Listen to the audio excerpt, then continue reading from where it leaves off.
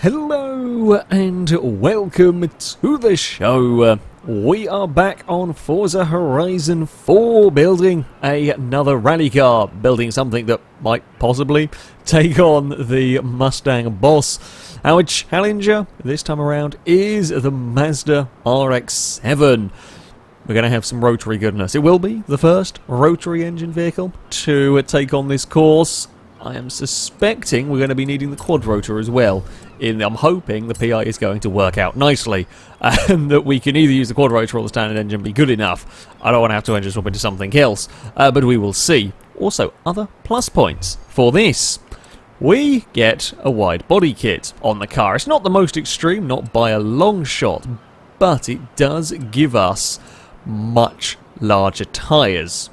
That could come in very handy indeed. So let's put the body kit on it. We'll make the vehicle all-wheel drive. We'll come back to engine when we kind of see what our PI is looking like. We will, of course, have full aero all around. You have a slightly higher spoiler if you want, or you can have a sticky out back one. Sure, but we want full zero. We want downforce. We want, well, it's not going to be massively effective around the course that we are running. Even if it's a teeny tiny bit effective, it's worth putting on the car, shall we say.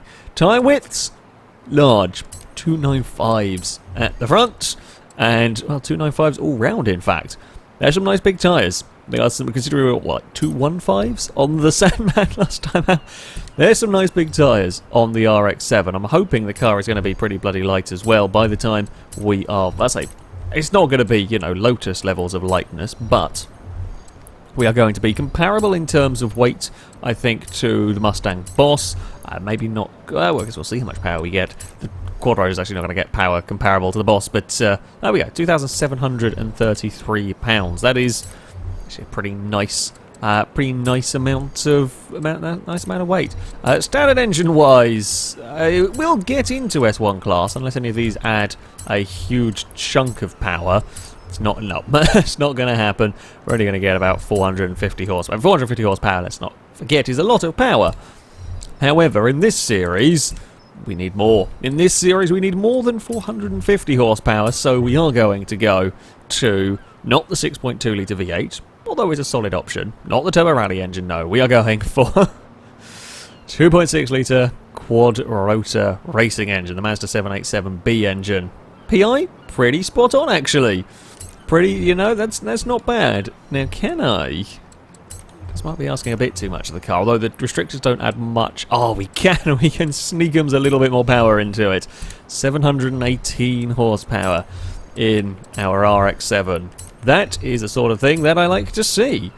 We can, I'll stick the gearbox on, we will stick that in, we will get the clutch on the car, and then we're pretty much sorted. Can we get the bonnet on? Because the bonnet's slightly lighter as well. Oh, not quite. Bugger. Worth a try, I guess. 718 horsepower, 2,800 pounds. Of course, not a huge amount of torque being a rotary, but it will scream its way around the course. Not that that's good for lap time necessarily, but it, you know, is a bonus. I don't know whether it's going to beat the Mustang. It will, though, make a very, very glorious noise.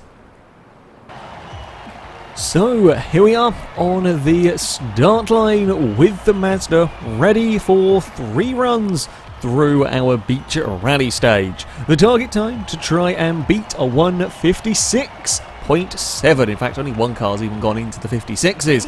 So if we can get close to that, I will be pretty damn happy, to say the least. I've got, I say, high expectations. I've seen how cars have gone around here, but I feel like this is certainly sub 2 minutes. We should definitely be in the sub 2 minute section for this. I'm hoping it's going to have enough grip. It should have more than enough power to propel its way around the course. One thing I will say, the quad rotor engine, the way it delivers its power, it does tend to make for very oversteery cars. Now, we can get away with a little bit of sliding, and everything here is converted to all-wheel drive, so it isn't like it's going to suddenly become a big driftmobile. But I don't really know how it is going to do performance. We might struggle maybe putting the power down in some places where other Other vehicles have been able to get traction and just fire out of corners. Maybe we will lose a little bit of time with this. So far we've met a lot of barriers, which is not really ideal, and I'm all sorts of crossed up coming around there, which isn't great. There we go. Nicely does it. On to the back straight as it howls its way around the circuit. What are we doing? Straight line speed, actually pretty good, 107 miles an hour. Not the fastest, no, but it's fairly respectable speed for the car. We can carry decent-ish speed out here. Now, position it for the run up the hill. Here we go. It's quite a nice straight line up there. In fact, it's got a lot of speed coming up the hill. Almost too much speed, in fact, as I shoot the top of the course. Yeah, it's certainly not slow. It's certainly not slow, this vehicle. Let's change direction. Oh, down here. Come on, Mazda. Around the hairpin we go. Our final sort of main corner, if you will. Just the jump up ahead for the Mazda to leap through the air with. Clonk back down. There is second gear is probably what we want to be in. Across the crest we go, and the run to the finish line. Okay, it's a good start. It's a good start. It was 158 something, 158.5. Yeah, considering I was a little bit wonky through some of the tight, twisty sections in all of that, I think that's a pretty solid approach. We're well under the 2-minute mark, which is good. Still got 2 seconds to find if we want to fight with the Mustang, but solid first run. Right, on to our second run with the vehicle. A couple of seconds to try and find definitely little bits of room for improvement. Overall, it's a pretty damn good car. Overall, it's kind of quite what I was expecting in many ways. It has got a good amount of grip, good amount of acceleration. Perhaps doesn't overly excel. I mean, the Mustang was all about... I say it was all about the acceleration. It was a very good accelerating car, made the most of its power, and still pretty damn fast through the corners. Cars like the KTM, for example, very, very quick in the corners, but that couldn't get accelerated as nicely. This, I don't know whether it's strong enough in either area to quite get to the top, but I have been wrong about cars in the past, so we will have to see how things go. That was a very nice corner there. That was a very, very nice corner indeed for the Mazda. See if we can just feed it into the car park. We're kind of driving it out again. I've been doing this with a few cars. That's too much sideways. About to say, it's kind of driving the cars at the... Well, that's all wrong through there. Cut down. It's at the point of being sideways without quite being properly sideways is almost what we want through a lot of these different places here. Now, there we go. That's more the line we want through there. It's always going to be a slow corner. It's just so narrow around here. But you can make little bits of time, make a big difference in your overall stage time, if you like.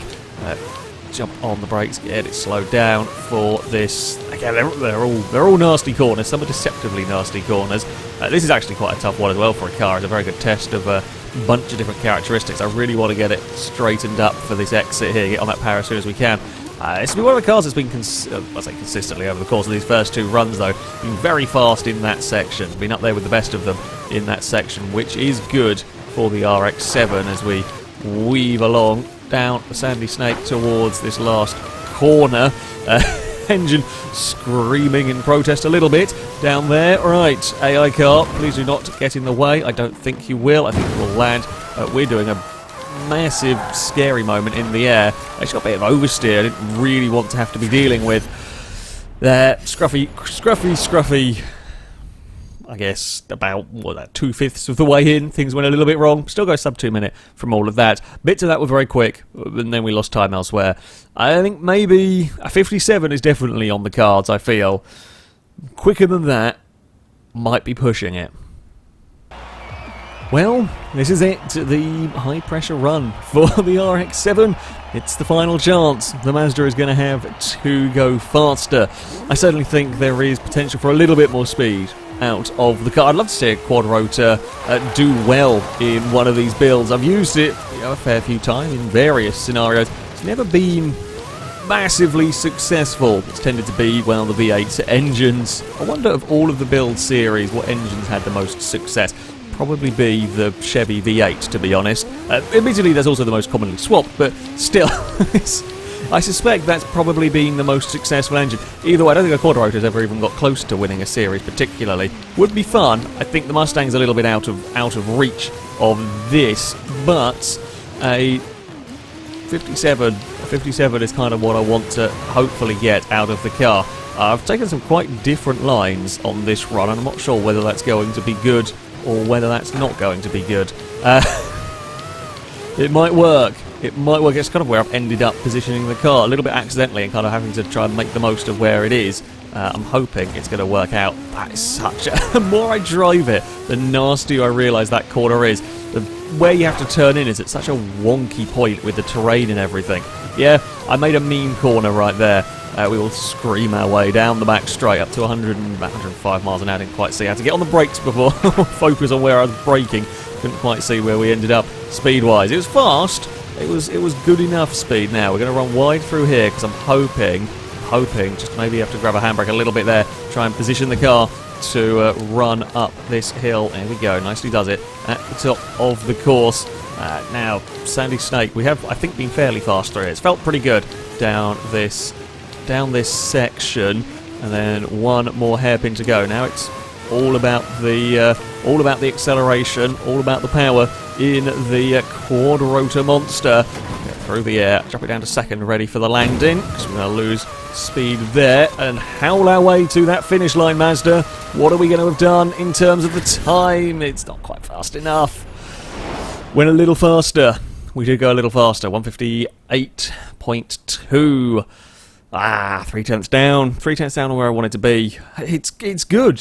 You know, it's good at just about everything there. Perhaps just not quite. It's not fast enough to be pure acceleration. Doesn't quite have enough grip to compete with the grippier cars. So overall, it sits at a little bit. A little bit lower level. It's certainly not slow. It's certainly not slow around that course. Definitely not a difficult car to drive like we have seen from some of them, but no, it's not quite. It's not quite going to fight with that Mustang.